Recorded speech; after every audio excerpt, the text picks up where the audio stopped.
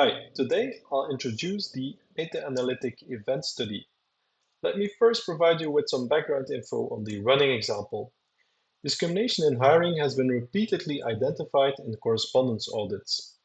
In these experiments, fictitious applicants apply to real vacancies, and differences in responses between applicant groups are interpreted as evidence of discrimination.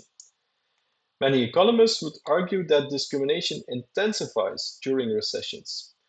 High unemployment and few vacancies allow employers to be picky, leaving room for discrimination. So the question is, did hiring discrimination increase during the Great Recession? I tried to answer this question by drawing on a metadata set comprising over 1,300 effects, examining ethnic and racial discrimination.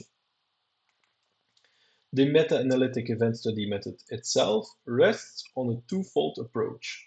First, I borrow the principles of the unrestricted weighted least squares estimator, sometimes referred to in terms of PET, precision effect test, or PEACE, precision effect estimate with standard error, to correct the estimates for small sample and selection bias.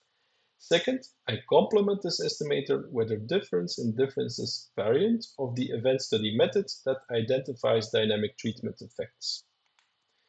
The basic implementation of the meta-analytic event study method in R heavily relies on Laurent Berger's fixest package. So in the classic meta-analytic event study, the study level estimates are regressed on the relative time to the event, included as a factor variable, using fixest I with time 0 as the reference value. The standard error of the outcome is added to the regression, with the inverse of the outcome's variances as regression weights. This is to correct for publication bias. Study and time fixed effects align with a common difference in differences approach, and standard errors are clustered at the study level. In my running example, the log response rate of a given ethnic group is the outcome variable. Because I'm interested in the impact of a single event on the differential treatment of these ethnic groups, I cross the event time with a treated group indicator. Study ethnicity, occupation, country fixed effects should further isolate the dynamic treatment effect. This graph shows the estimates of the basic implementation. So on the y-axis, we have the percentage change in response rates for the treated ethnic groups relative to the non-treated groups. On the x-axis, we have the relative time in years from the global Great Recession peak in 2009. Light blue estimates are uncorrected, dark blue estimates are bias corrected.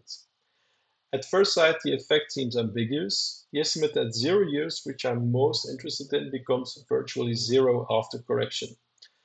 However, the current strategy does not make total sense. The Great Recession did not peak in 2009 globally, while the North American peak in unemployment occurred in 2009. The European peak was not reached until the end of 2012. Here's the same analysis, but with data limited to North America. This graph looks even more ambiguous than the first graph, if anything. Estimates have opposite signs, and the confidence intervals of the corrected estimates are again very large. The issue now is with the correction approach. So the standard errors of the log response rates I plugged into the formula are correlated with the fixed effects. This leads to biased estimates and confidence intervals. But there's a solution to this issue. I can use a two-stage implementation that first corrects the estimates and then uses the corrected estimates in the event study analysis. This strategy circumvents the correlation problem. I briefly show the R code here. Pause the presentation if you'd like to take a closer look. The solution is graphically shown here. So the estimates from the two-stage implementation clearly have smaller confidence intervals and are now more leaning towards a null effect. The variance-corrected PEACE alternative confirms this finding. Looking at the graph for Europe, the effect is much clearer. So the uncorrected and corrected estimates pretty much line up. The estimate at 0 years is significantly negative and recovers soon in the following years. Still, I'm interested in the overall dynamic treatment effect. So the basic implementation negates the heterogeneous shock as I just showed you. Even if I allow the peak to differ across regions, comparing ethnic groups during the recession in Europe with ethnic groups after the recession in North America could introduce bias. Sun and Abraham propose a solution to this problem in the form of a contamination-free estimator. The implementation of fixes is straightforward.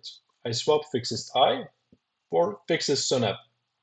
SUNAP calculates interaction terms between the relative period and the event cohort using the regional event year and the year the study was conducted.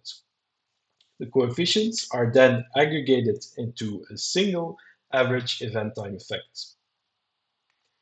This final graph shows the contamination-free Sun and Abraham implementation.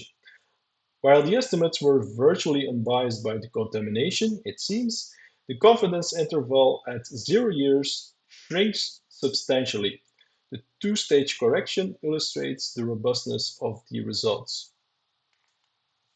To wrap up, a meta-analytic event study is a weighted meta-regression of bias-corrected effect estimates on a set of event time indicators, including study and calendar time fixed effects, as well as possibly within study covariates, so that the event time coefficients trace the unbiased dynamic treatment effect. Here, I presented a slightly adapted difference in differences variant of the meta-analytic event study by crossing the event time indicators with an ethnic group indicator. A classic implementation should rely primarily on the main effect and either have more varying event dates or include units that were never subject to the event. I plan to use this classic implementation in future meta-analysis. Thanks for watching. Please feel free to discuss the method further with me.